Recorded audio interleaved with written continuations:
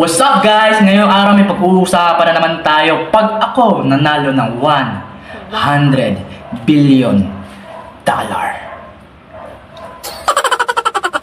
Sa mga inaanak ko dyan, kahit hindi mo pa birthday o wala pang Pasko, wala pang okasyon, ako mismo pupunta sa bahay nyo at katok ako at sasabihin ko, eto, 500,000. Huwag ka nang kakatok sa bahay ulit ha. Pag birthday mo, kakatok ulit ako sa inyo. Ha? Gets mo? Mga inaanak, alam nyo na, pag yumaman ako ha, katok ay ng katok dyan eh. Baka maya, nagmumuni-muni na ako na ako. Sa mga ninang at ninong ko dyan na hindi nagpapapansin at hindi nagpapakita. Ako mismo pupunta sa bahay nyo. Kakatok ako at sasabihin ko, bless ka sa akin. Eto, 1 million para sa'yo. Ganon na ako kalupit. Kung ayaw magpakita, ako magpapakita. Imbis na kayo magbigay, ako magbibigay. Ganon ako kabait. At sa mga pilay dyan, bibigyan ko yung tigi-tigi sa wheelchair. Yung digas, tapos 125cc. Ganon na ako kalupit. At sa Pilipinas, kung makikita mo, meron silang bike lane or motor lane.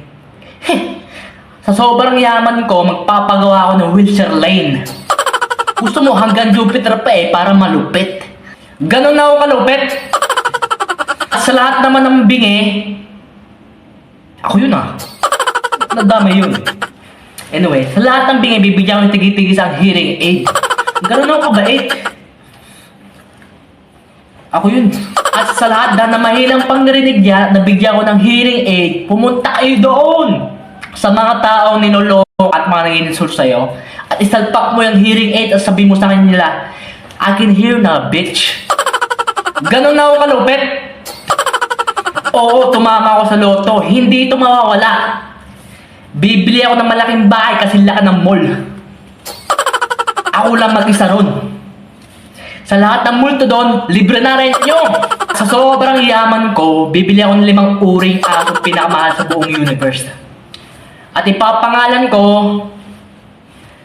Kadyot, Teresa, Damonyo,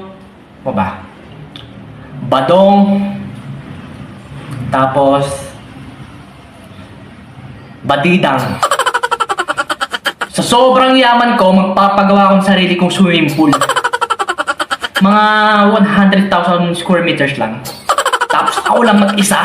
Sobrang yaman ko, yung mama ko, bibigyan ko ng $10 million.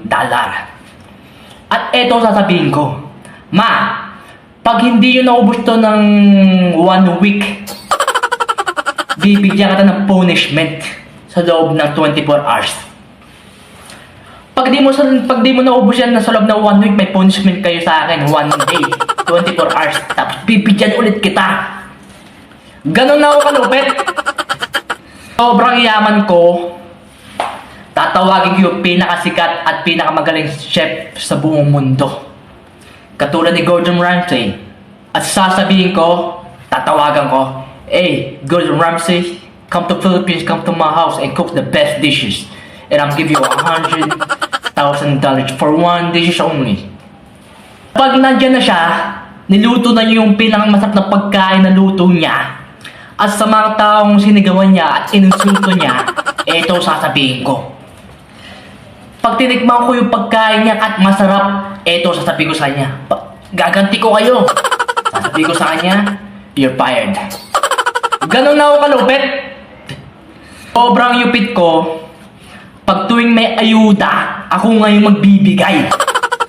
Alam niyo kung ano bibigay ko? Baboy. Siyempre hindi mawawala, bigas.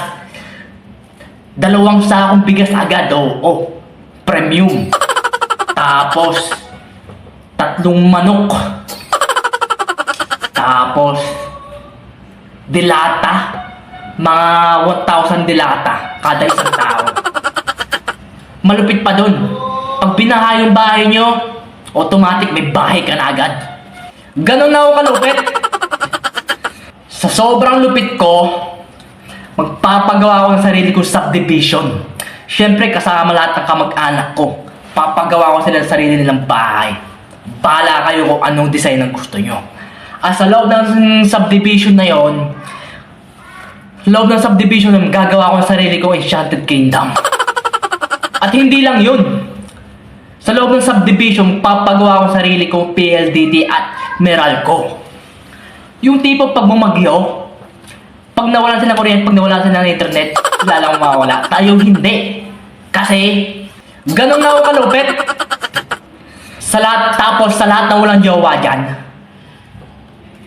wala rin ako nun eh.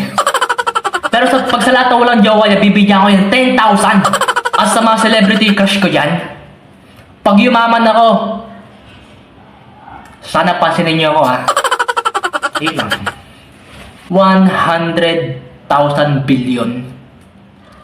Pag ako naging presidente, papalta ko ng rules ng education ng skulahan, ng rules ng skulahan ng mga eduk na yan.